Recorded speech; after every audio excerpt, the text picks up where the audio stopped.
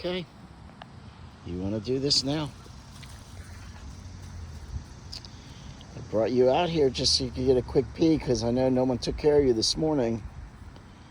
But you just plopped down. And this, I can't blame you, but don't you have a little morning pee ready? Okay. It's just a car. Yeah, I'm Brit now. It's a motor car. No, it's a little car. Nope, little truck. Okay, today's first reading is from the first letter of Timothy, chapter 3, and Paul is telling Timothy that bishops should be basically upstanding, married only once, of good moral, and the deacons should be the same. They shouldn't be newly converts because they might be given over to pride for some reason. And women should be honorable, and so basically he's giving them a lot of different examples of good conduct and not bad conduct. Deacons shouldn't be drunkards. They should be able to they should take care of their family. They should be taking care of their family. Their family should be living the right life before they start telling anyone else what to do for their children. Now, I have adult children, and they pretty much do what they want, so I had to think that one over, but I think this is towards young children who a parent still has control over. The psalm is Psalm 101, I want to say, and I don't remember what it says, but you can look that up.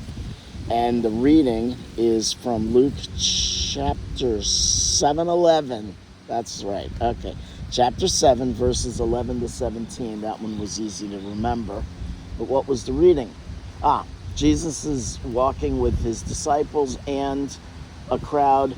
He comes to somewhere on the road, and he comes upon a widow who's bearing her son, a young male son.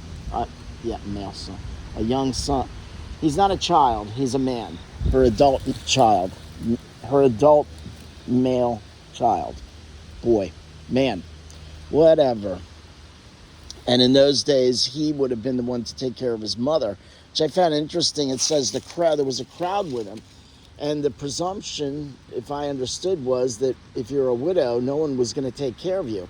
But yet there was this crowd with her who was mourning with her. So I wonder if they would have helped her in any way. I mean, maybe, whatever. Anyway, Jesus sees him, stops, touches the coffin. It tells the man to get up. The man starts talking, and then he rises, and everyone is, I forget, it says two things. God has come to us is the second one, and the first one is, I want to say they were afraid, or they were, something along the lines of astonished and afraid. And then they talked about Jesus, and Jesus went on, and they talked about Jesus everywhere he went. So, I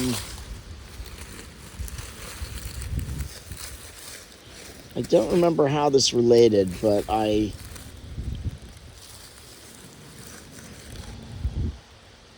Jesus, I forget where this was in there, but it said, I felt there was something, the message was that, Jesus brings the boy back to life. And I was listening to a reflection, and when the deacon said, how does this have to do with us? And the first thing I thought was that exactly, it turned out pretty much what he was going to say. Jesus brought this man back to life, and we like say why I'm doing these videos, is supposed to bring the hearers back to life, or anyone who we cross paths with back to life. I've said it before, always be walking towards Jesus, not away from Jesus. And so I think the message might be for us to remember to try to be Jesus, to live like Jesus would want us to live. And that example will bring other people around us to say, what is, I want what she's got. I want what she's having. I want what he's having. And that will be attractive. And that will bring them back to life. That will make them think about, jeez. Ugh. I thought that was some kind of a bat.